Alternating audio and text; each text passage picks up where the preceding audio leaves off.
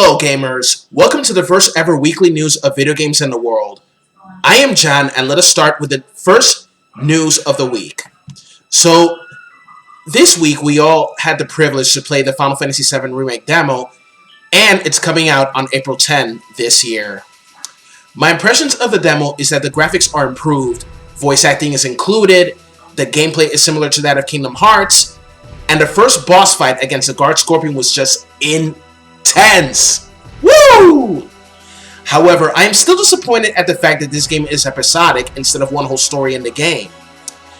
Next episode may arrive later this year or the next, but due to the release of this game, Cyberpunk, The Last of Us Part 2, the PS4's final year is going out with a bang. Another thing that disappointed me about the Final Fantasy VII Remake is that one of the game's beloved characters, Red XIII, is not playable. Oh man. Red XIII was playable in the original game and was a fighter on all fours. He had awesome limit breaks and also a fantastic story when they traveled to Cosmo Canyon, where we learned from him. Such a fantastic epic theme, the Great Warrior, when he learned the truth about his father and how a father will do anything to keep his children safe. It was a fantastic and beautiful scene, and I still cry about it up until this day. So epic. Now, why is Red XIII not playable? Okay, Naoki Hamaguchi has given a pretty good reason as to why players won't be able to take control of Red in the game. In an interview with Video Games 24/7, Hamaguchi explained that Remake doesn't introduce Red until near the end of the story. By this time, players will have already learned and developed their main party. Essentially, the team felt that the story didn't have enough time to offer players a chance to reconnect with Red's character through playability. So, Red XIII's a guest character for the moment. He is more like a summon whenever he is needed, since of course, the party in the game is only 3 members. Hopefully in the next episode, he is playable. Our second part of the news is that Japan said that Final Fantasy X is the best game ever. Recently, Japan's National Broadcasting Organization, NHK, hosted a number of Final Fantasy polls asking fans to vote on their favorite game, characters, bosses, and music. Almost 500,000 votes were cast, and some of the results are, well, some are reasonable, but others questionable at best. According to their poll, Final Fantasy X is first place, 7 is in second, and 6 in third place. Seriously. You'll see their poll on the link in the description. Here's the thing. I love Final Fantasy X. I thought it was an awesome video game, and at times, it kind of felt that the boss fights were too easy sometimes. But what I loved is that on the PS3, we had bosses that were not included in the PS2 version, the American version, of course. I'm talking about the Dark Aeons and other super bosses from the international version of the game. It's also on the PS4 too. In my honest opinion, Final Fantasy VI is the best in the series. The gameplay was pretty good, storyline was fantastic, the music was majestically epic, like the fight against Atma Weapon, the opera scene, which is one of the most defining moments in Final Fantasy VI, and in the franchise as well. Also, graphics and character development were also fantastic. Each character has memorable and emotional moments as well. 7 might have been my first game when I was 12, but 6 blew me away a lot more than 7. I played Final Fantasy VI when I was about 15 years old, when I had my first computer and played it on the emulator, and I was like, wow, what a fracking game. 8 was more of a love story, but I thought that game was fantastic.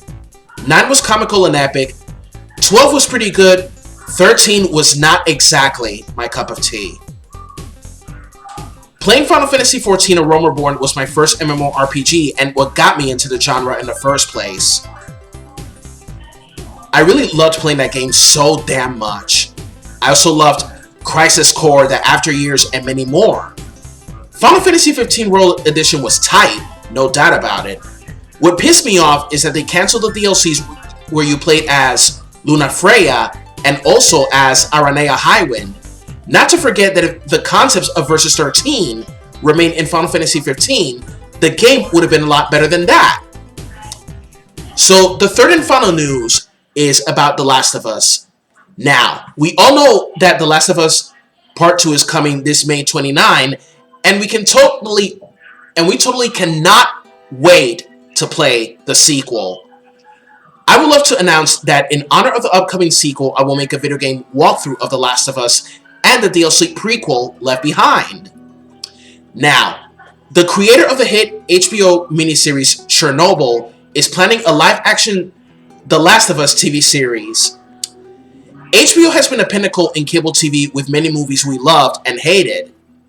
It also had fantastic shows such as Oz, The Sopranos, Entourage, Rome, Game of Thrones, Real Time with Bill Maher, Euphoria, etc. We know that video game adaptations has had good and bad movies.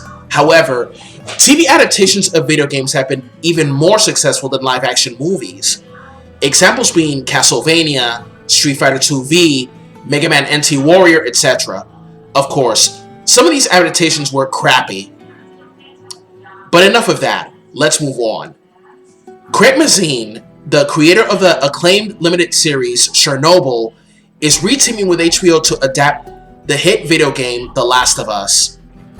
In a rare development in the world of video game adaptations, the writer and creative director of this game, Neil Druckmann, is also involved and will work with Mazin to pen and executive produce what is intended to be a series. Carolyn Strauss will also executive produce, along with Evan Wells, president of Naughty Dog, the Santa Monica-based developer of the game. The project is a co-production with Sony Pictures Television in association with PlayStation Productions. It will be the first television series from PlayStation Productions.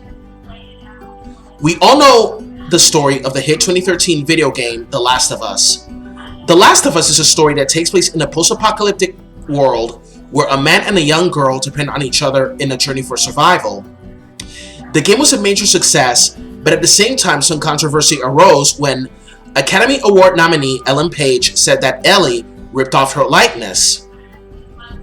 Despite that, Ellie has been received with a lot of praise and also a positive representation for the LGBT, since it is revealed in the DLC prequel Left Behind that Ellie was gay. And it is confirmed that in the show, Ellie is gay, of course. She has to be, because if she ain't, some people might stir up some drama. Do I support Ellie being gay? Of course I support this, man. As you know, I support gays and lesbians. There was a time I did not. But then I realized over time that they are people, just like you and me. And also learn how to support gay marriage after a little pep talk from some co-workers and peers after a heated argument with a lesbian co-worker about the issue. Okay, so Craig Mazin stated out the following. Neil Druckmann is without question the finest storyteller working in the video game medium, and The Last of Us is his magnum opus. Getting a chance to adapt this breathtaking work of art has been a dream of mine for years, and I'm so honored to do it in partnership with Neil. Mr. Druckmann also stated, "For the first time I sat down to talk with Craig, I was equally blown away by his approach to narrative and his love and deep understanding of The Last of Us. With Chernobyl, Craig and HBO created a tense, harrowing, emotional masterpiece. I couldn't think of better partners to bring the story of The Last of Us to life as a TV show. I, for one, am glad that the creators of the game will work with HBO to help them adapt the game into a live-action series. In my honest opinion, it would be better than a live-action movie. I just hope as well that they cast the right actors for the job." And that's all for today's weekly news. Don't forget to hit that like button, subscribe, and hit that bell for more content. I am John of Video Games in the World. Have a good weekend and happy International Women's Day to all the women.